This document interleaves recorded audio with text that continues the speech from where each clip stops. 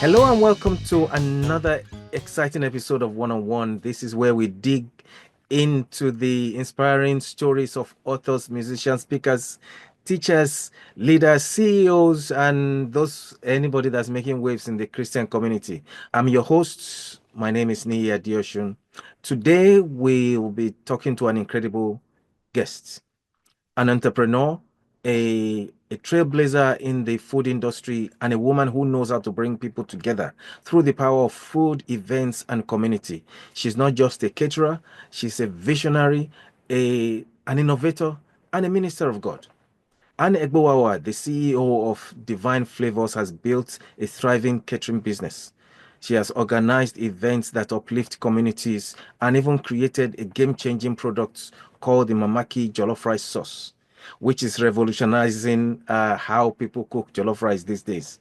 So today we're going to take a peek into her journey, her challenges, her wins, and of course the delicious world of Divine FlavouZ. If you love good food, if you like inspiring stories, this episode is for you. All right, and welcome to the program. Thank you very much, Neye. Good morning and hello, everybody. It's an honor to be here as your guest. Thank Yes, you. it is a pleasure to have you here too. So let's just dive in. And can you please tell us a little bit about yourself and what inspired you to start Divine FlavouZ? Hmm. Thank you very much. Yeah. I stumbled upon a Nigerian restaurant in my early 20s, and I worked with a lady that had a Nigerian restaurant that was in the 1990s in southeast southeast London. And while just I was trying to decide then, what should I do, a master's, should I do a PGCE to become a teacher? What should I do? Should I do my MBA? And then within that period, I was trying to decide. I stumbled across this woman and I began to work with her, and that ignited a love and a passion for me that I did not have in terms of the catering business. And that's how I got into the catering business. Hmm. And you've been in that catering business for a long while now. Yes, I've How, been in that catering business for about 25 to 27 years now. oh, so Mhm. how was your journey like, and what has kept you going? Because we know most people when they get into the catering business, within 1 or 2 years they've already packed up. What has kept you going this long? It's passion, it's dedication, it's discipline, and of course, I am a Christian, so the angle of God cannot be taken out of it. Mm. And I know that God likes diligent people, and He also wants us to know that we cannot give up.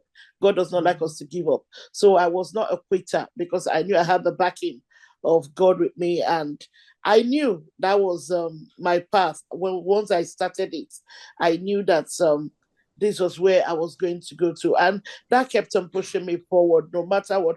In between, I had my secular job.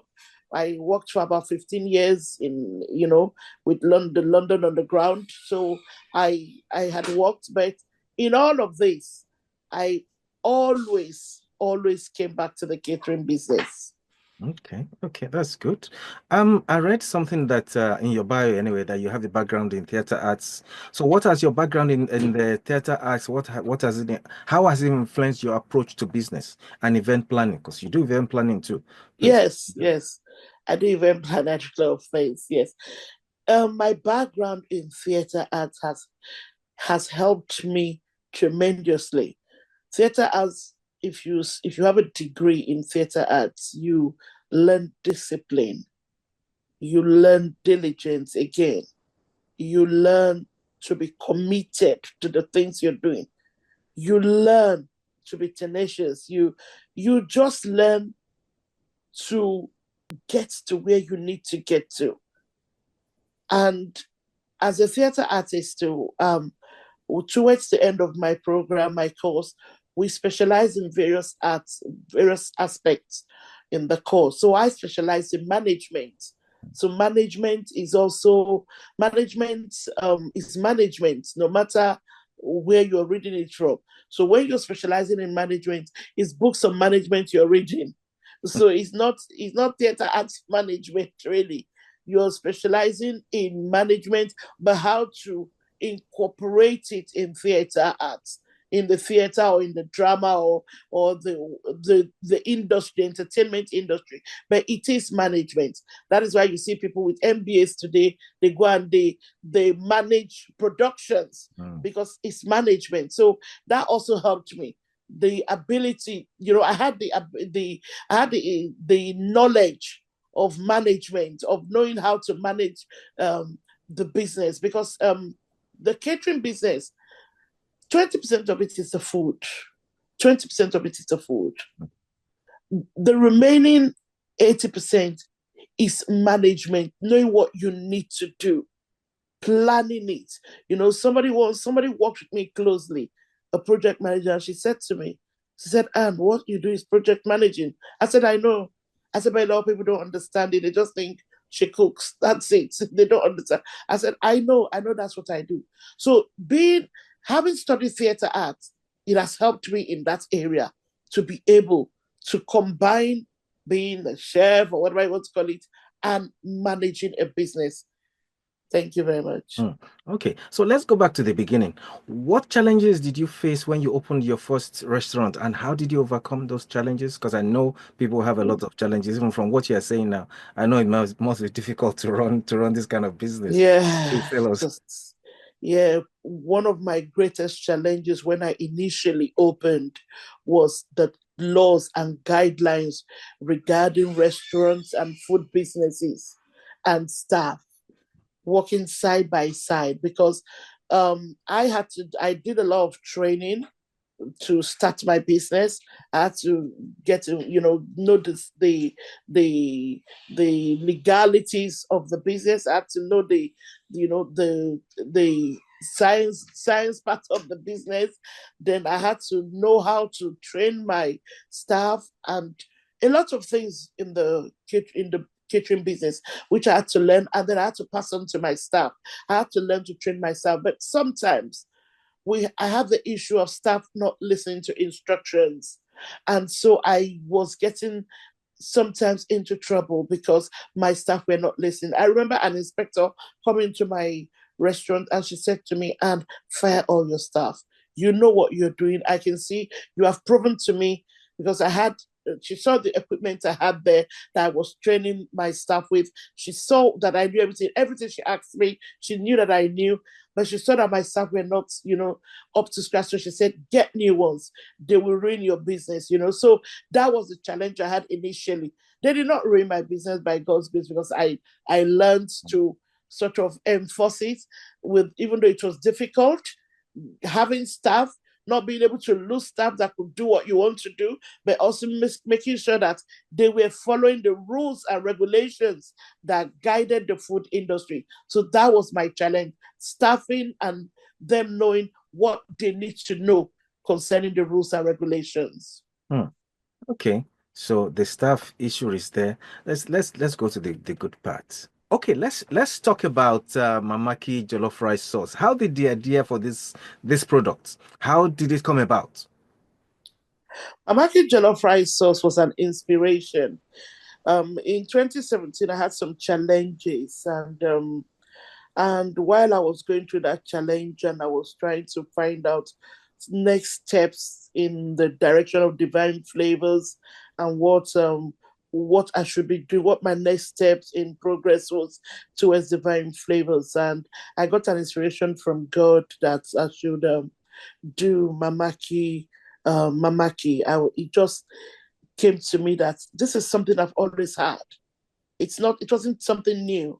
It was already in existence. This was how I used to cook my jollof rice.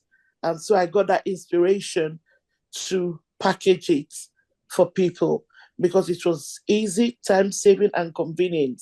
So that was how the inspiration for MAMAKI Jollof Rice came about.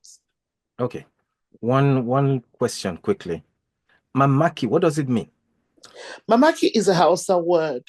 It means wonder. So for me, it was the wonder of God because it was an inspiration from God. Okay. So wonder of God. MAMAKI was wonder. Wonder. So it's the wonder of God. Yeah. All right, that's good. That's nice to know. So apart from the name, what makes Mamaki Jollof Rice sauce? What makes it unique? What should every or why should every home have it? Because I know you want everybody to actually have a taste of Mamaki. Why should Yes, we have it? Yeah. Mamaki Jollof sauce is a sauce like no other. It brings party jollof rice to your table at home. One of the biggest things about Mamaki Jollof Rice Sauce is it is so quick and easy for you. It is so quick. You don't need the hassle of blending your tomato, your pepper, onions, cooking. No. You just take the sauce, wash your rice, and in 20 minutes, you have jollof rice, party delicious jollof rice on your table. That is why we should have it's a time saving, delicious party tasting jollof rice. Mm, delicious. You kept saying delicious, delicious. Okay, how do I put this one out? Jollof rice is a hot debate in Africa. Everybody is saying Nigerian jollof rice, there's Ghanaian jollof rice, South African jollof rice. What makes your sauce? What makes it stand out in the battle of jollof I think rice? it's the uniqueness of the taste that when you have it, anyone that has tasted Divine Flavor, Mamaki Jollof Rice, which is produced by Divine FlavouZ, my business outfit, knows knows the difference. I have had situations where I have people have come, I've done food for them, and I wasn't there, and somebody will phone me. Did you? I went to a party to so and so place. It tasted so much like your food. Was that your food? And I would say yes, because it's distinct. It's like no other. I know it is mine, but there's no jollof rice like Mamaki or Divine FlavouZ Jollof Rice. So from what you are saying now, you've been getting positive response from the market concerning this thing. Oh So yes, you've oh been okay, yes. good. So besides this jollof rice sauce that you have, this Mamaki jollof rice sauce, does a Divine Flavor offer other specialty dishes or signature meals? Oh yes, we do. But the only one we have put already only in the shelves in the market is Mamaki Jollof Rice Sauce. But Mamaki actually is licensed to produce any food and put on the shelves. I have gone through the process of licensing of it's trademarked and it can Mamaki can put any food on the shelves. But we have other special dishes. We do our yam porridge is epic. It's wonderful. You have our yam porridge, it's like no other. We do edikaiko, we do bitterleaf, we do banga, Mm, mm, mm. we do egusi, we do eferiro, we do ogbono, we do what do you want with every kind of food, every kind of soup, pepper soup. What kind of pepper soup do you want? What kind of native food do you want? Ukodo, pepper soup, and yam and plantain. We do all of that. So we do, and our dishes are all authentic and delicious. I think I need to stop you there before you start making my mouth water. Let's move on to another section. All right, let's talk about your event planning. So your catering outfit, you handle some big events like weddings and birthdays. So what's the secret for pulling off a seamless event? How can you do it that will be everybody that comes there will say, that planner did a good work. What do you do differently that other people are not doing? Again, like I said earlier, it's planning, it's projection, it's knowing what you're doing. So even this week I had an event already. This weekend I had a big event. So we do events. I've done events for up to 1,000 people. I've done events for 750, 500, 400, 300. I do those kind of events, and it's planning, it's project management.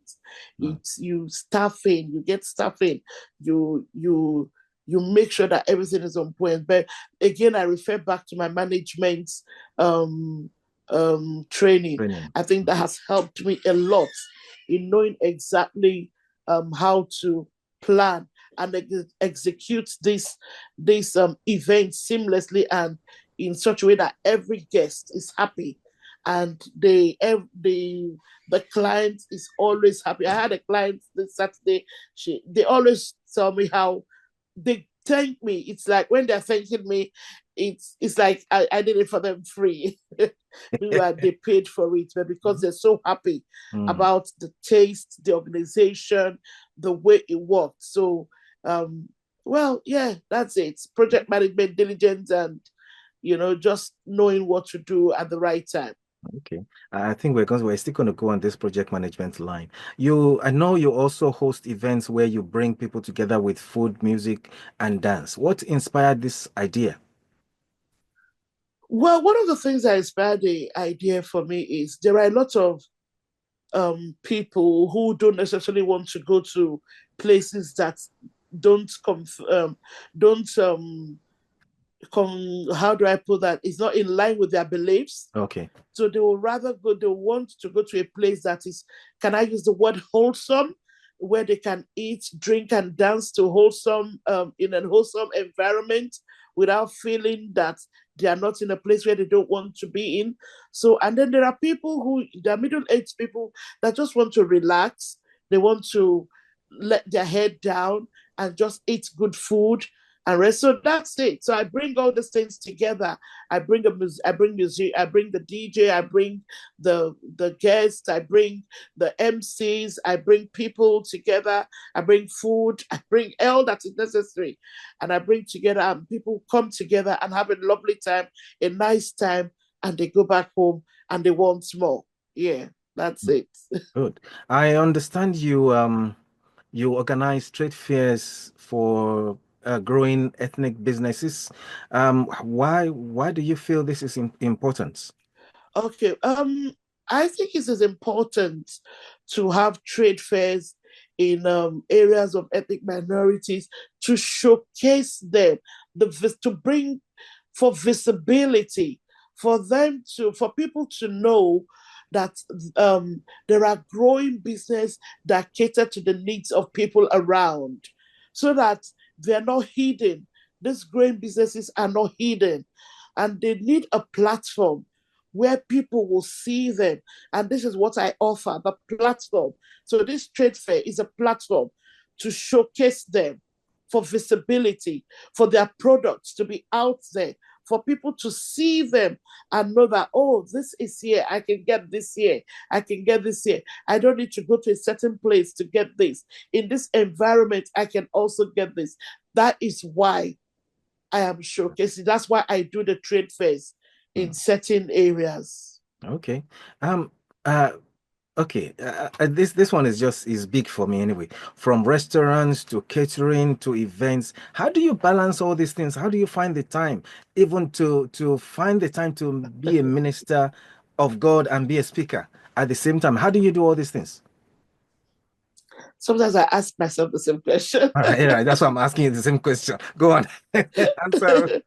Again, it comes down to planning. I have a system in place where um, I organize myself, especially in the area of, because first and foremost, I'm a minister of God. That's who I am first.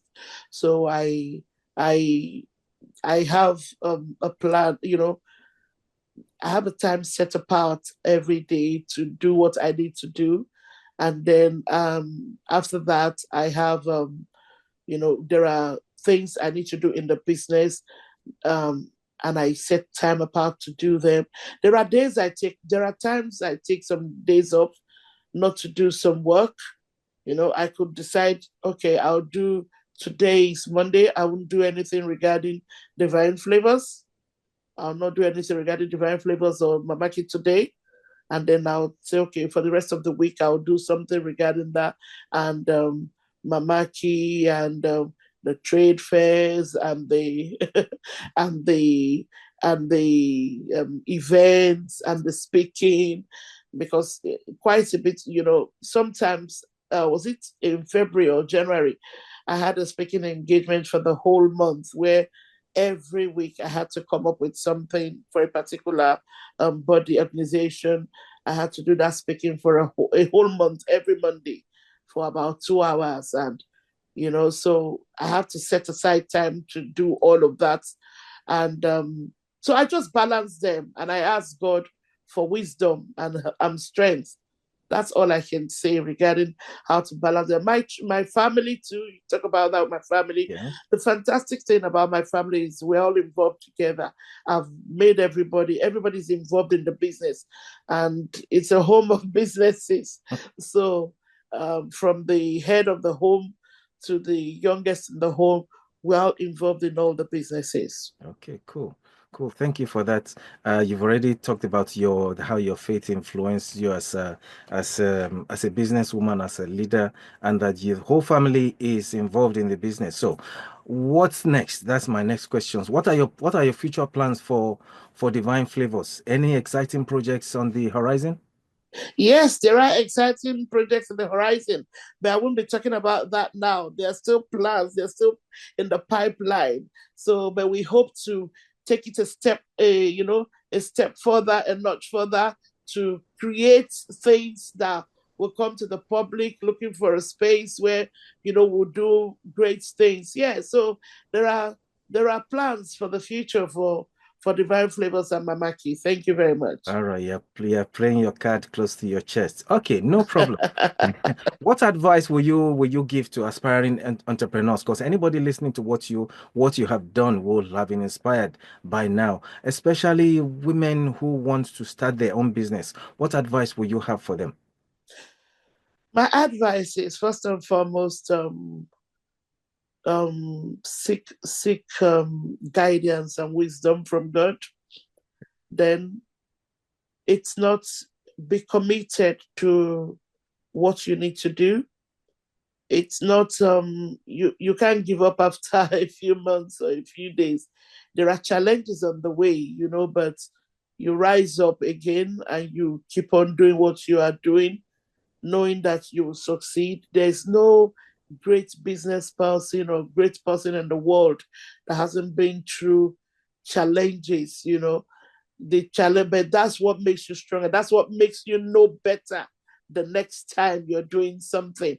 When you fail in one area, the next time you're doing it, you learn from that failure to get better at it the next time. So my advice for them is it's not a walk in the park. It's hard work, but it pays off. It's hard work. It's if you have a passion for what you want to do, then that will keep you going. It will keep you going. Okay. That's what keeps you going. The belief, the passion, the faith in what you're doing. It keeps you going. And then there's the issue of capital. You know how you plan for your capital. If you want to, for those people, I was lucky that I didn't have to go to the bank for loans, but recently I've seen quite a few people trying to get loans from the banks to do businesses, which is very difficult. But either way, either loans from the bank or your savings, you've got to plan properly so that you don't waste it. And go to people that have gone ahead of you. Take advice. Don't think you know it all. Theory is good, but sometimes the people that have walked that path are better, at knowing what to do than what you have read in books. I'm not saying the books don't work, but balance it up. So that's my advice. Oh, thank you. Thank you very much. And this conversation has been absolutely insightful from Thank your you. from your from your journey of starting Divine FlavouZ to the impact you are making in the food industry and the event industry. It's clear that you are not just building a business, you're building a legacy. So for those of you watching, if you are looking for a top-notch catering for your next event, a trade fair to showcase your business, or a time-saving jollof rice sauce to deliver authentic flavor, Divine FlavouZ is the name to remember. And before we wrap up, can you where can people connect with you? Or where can they buy the Mamaki Jollof Rice Sauce, or where can they book your services, please? Okay, Mamaki Jollof Rice Sauce is you can get it from mamakisauces.com. I have a website, mamakisauces.com. Then it's on Amazon. Then I'm on Instagram, Divine FlavouZ Caterers. The flavors is with a UZ. Divine FlavouZ Caterers on Instagram, on Facebook with Divine FlavouZ. Then I have a number for my business. If you want to contact me, 079 5808 4640. Okay. 079 5808 4640. That's my number. Those are the places you can contact me for anything you want to know about Divine FlavouZ, Mamaki, trade fairs, events. I do collaborations. Yesterday, I was speaking with someone till late. I've never met, and she was just sharing ideas with me, and yeah, she wanted to collaborate with me with something. So that again is in the pipeline. Yeah. Okay, thank you very much. And all those websites, all those URL links, everything, you'll see them at the bottom of this page on the description side. So to everyone that's watching, thank you for tuning in. If you've enjoyed this conversation, and don't forget to like, share, and subscribe for more inspiring stories from amazing people like Anne. So until next time, keep pursuing your dream and adding flavor to everything that you do. Have a good day. Bye. Thank you. Thank you very much.